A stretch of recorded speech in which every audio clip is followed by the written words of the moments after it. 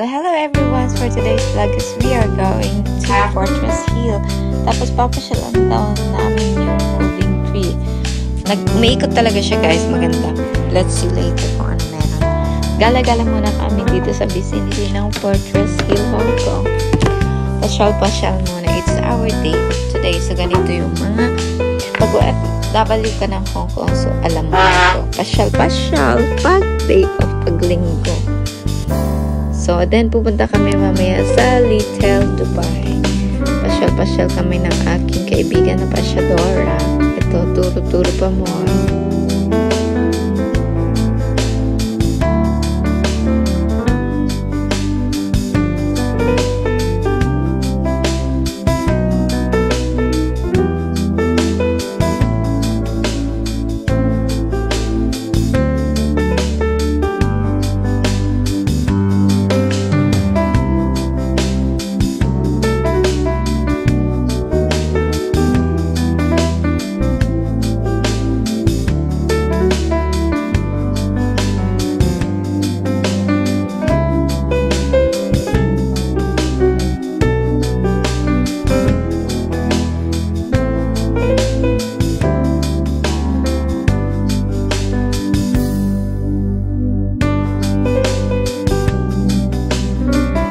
Nakarating na kami sa aming destinasyon na hinahanap yung revolving tree or moving tree. Ito siya guys, but as of now they put barricades so we cannot go inside.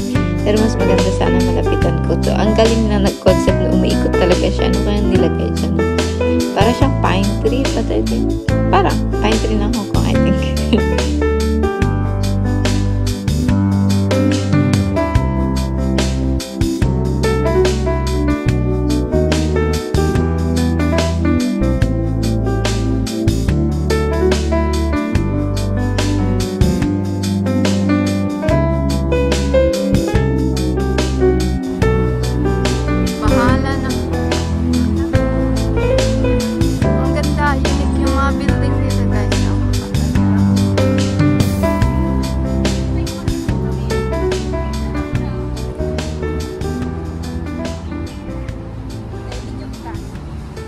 Wow, pwedeng kasalan dito. Gulayan, organic garden. Guys, organic garden siya. Diba? Sa shop.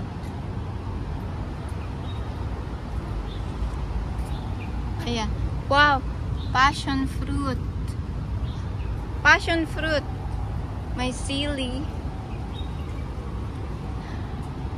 May dragon fruit. May chili, carambola. Diba? Saan ka pa? Oo nga na, kakaiba. May kamote din. Ang tatabang kamote. Sponge ko. Gulayin na natin to. Ito, gulayin na natin. Persimmon. Oh, wow. Ito, oh, masarap i-salad. Taba? Oo nga, taba-taba niya.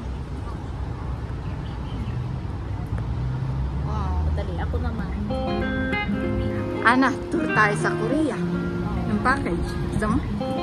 Tour tayo sa Korea. Next year. Next year? Oh.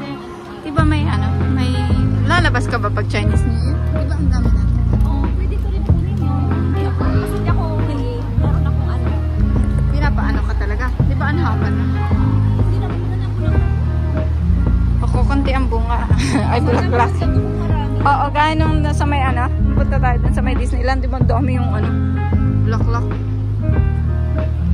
Sa inspiration na. Ang ganda ng kotse. Blue na blue. Dalawa pa. Kailan yun? Next year. Yung ipunin natin ang holiday. Oo. Ako, anytime pwede ako humingi. Walang ano. Ako ipunin ko yung ano ko. Malaki ang ano niya sa akin eh. Hindi oh. Nautang? Niya sa akin. Nautang? Oo, malaki yung ano niya na araw. Ayaw niya akong papakasyonin niya ng isang buwan. Pre. Kaya sabi ko nga, malaki yung makukuha kong ano, kaya iuwian ko na yung iba.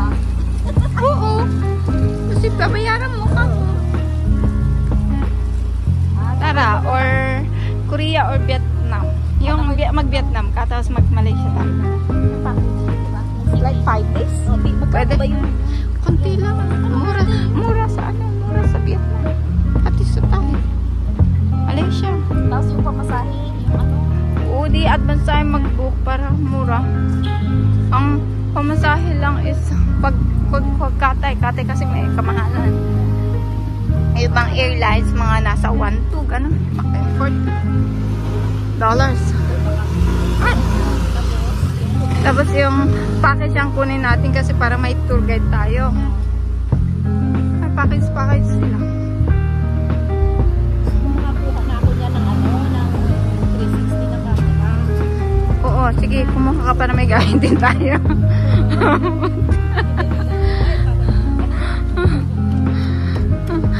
Ako din, next year pwede na akong mag-tour-tour kasi bayad ko na sa ang utang ko sa angko. Nag-advance kasi ako nasahod. So, like, binayad ko sa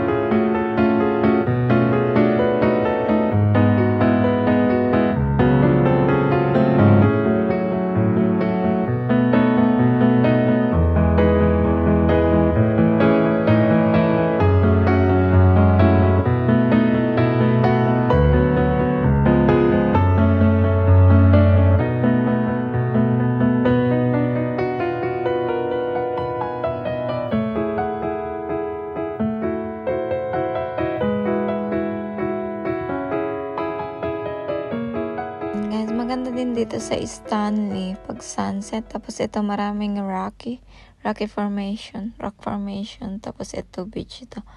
Magandang mag-picture dito. Mag-photoshoot ka nun. Mas maganda pumunta ng medyo pandang hapon kasi you will see the view of the sunset of course.